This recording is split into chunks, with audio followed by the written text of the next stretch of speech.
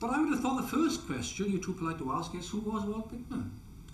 I mean, he may or may not be a name known to you, or he may just be a name known to you. So I better start by explaining who he was and why it is that he still commands some attention. You have two images of him, of course, in those handouts I've given you. The first is a man in his mid-30s. I explain the significance of that image shortly. The second, he is still, believe it or not, only, what would he have been, 20, 40, mid-40s. You swear, in fact, that he was in his 60s, if not 70s. Prematurely aged, not least by his extraordinary experiences working as a nurse in the hospitals at Washington during the Civil War, 1861 to 65. You probably know that the carnage, of course, for which that war is notorious, took the form of young men dying, not always or very rarely on the field of battle, almost always in the hospitals. And Washington was one great hospital city. And that's where Whitman worked, sweated, and I think developed the high blood pressure that led to the strokes and so on that subsequently followed. But to go back to my question of Whitman as to first of all, why is he a figure still remembered and worth our attention? Well, if I can reel off, so to speak, his credentials, he is without dispute the founder of American poetry, a giant figure, in spite of great subsequent poets, including Wallace Stevens, T.S. Eliot too, for that matter, and Pound. They all bend the knee to Whitman. I mean, Whitman is the majestic, dominant figure. To that extent, within the culture, he functions as a Chaucer or Shakespeare do within English culture, to put it very simply. He is a point of reference. He is a cultural icon. He is the national poet of the United States. Some of you have heard the story before, and I'm already digressing, so I'm never going to get my notes, I think. But digressing, there's the occasion, you remember Clinton and a certain Monica Lewinsky, and you know the story about all of that, and you remember what happened, yeah? That as his great kind of lover's ploy, do you remember? The seduction, right? You're presenting Monica Lewinsky with what?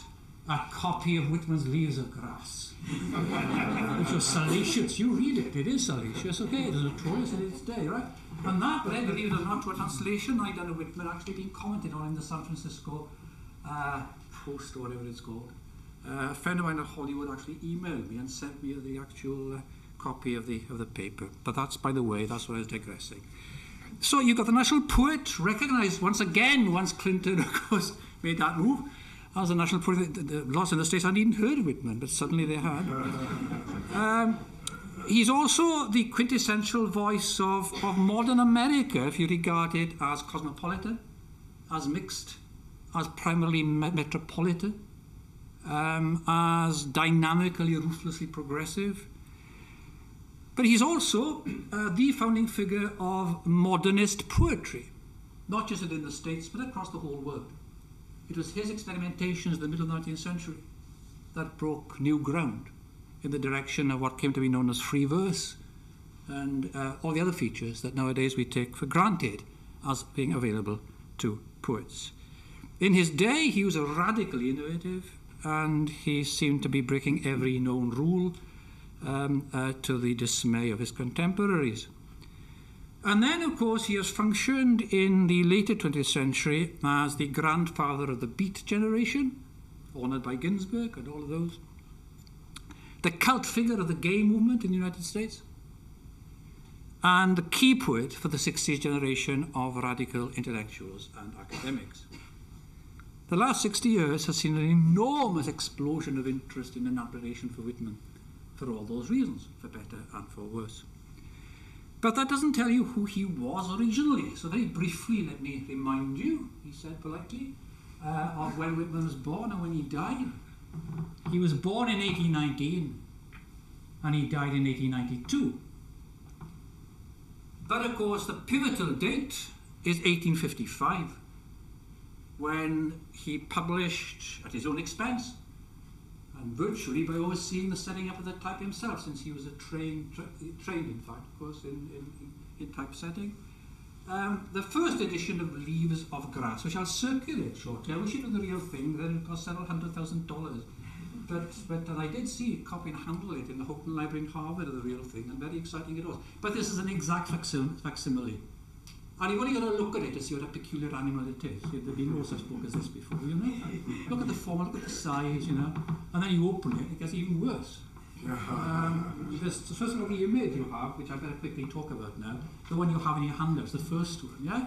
Which may seem inoffensive to us, but my God, that's in your face for his day. I mean, that's the undressed working man, somebody who seems almost to be on the verge of the criminal class of New York. That's how it is read. And if you look, he is audaciously thrusting out his hip, right? He's got one hand on his hip and a great big come on, okay? His hat is at a jaunty angle, and I can share something with you, the very latest research on Whitman. This is what we Whitman scholars get up to, you know. The very latest research on Whitman shows that this first edition, which we knew about anyway, really, he used to run a new copy off the press according to when there was demand. There scarcely ever was any demand.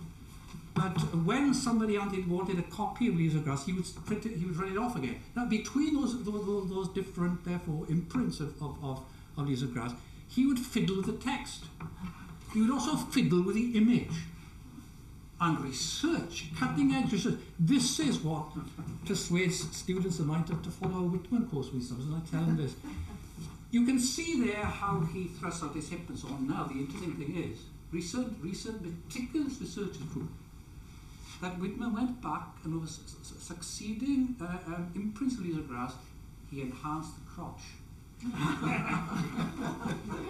Unmistakably, he goes back and it bulges a bit more every time. Now that genuinely is, it's only last year that was discovered, alright? So that's where we're at, that's the latest, that's the hottest thing in Whitman scholarship. It's worth being Whitman scholar. This is the remarkable edition. Whitman was born in 1819 into the working class, effectively, we would call it, of New York. Actually born down on Long Island, but then grew up in Brooklyn, where his father was a carpenter and subsequently a small builder. He grew up passionately believing in the status of that class, which actually was being eroded during his early lifetime. And the politics, therefore, that came out of that, the politics of agitation, the politics by means of which this class tried to maintain a purchase on this rapidly changing America, became Whitman's for the rest of his life.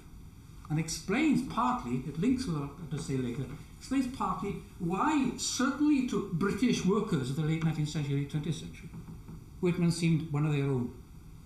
Okay? Their social struggles, they felt had an echo in his poetry. Right? Their respect for labour was his respect for labour. Their belief in a society different from the one that was rapidly developing all around them, okay, the capitalist society of their day, was also that vision of an alternative society they felt they found in Whitman's poetry. To put it differently, as we'll see, he was frequently embraced as a proto-socialist in the late 19th century. That was misleading, never mind about that. That's how he was read, okay?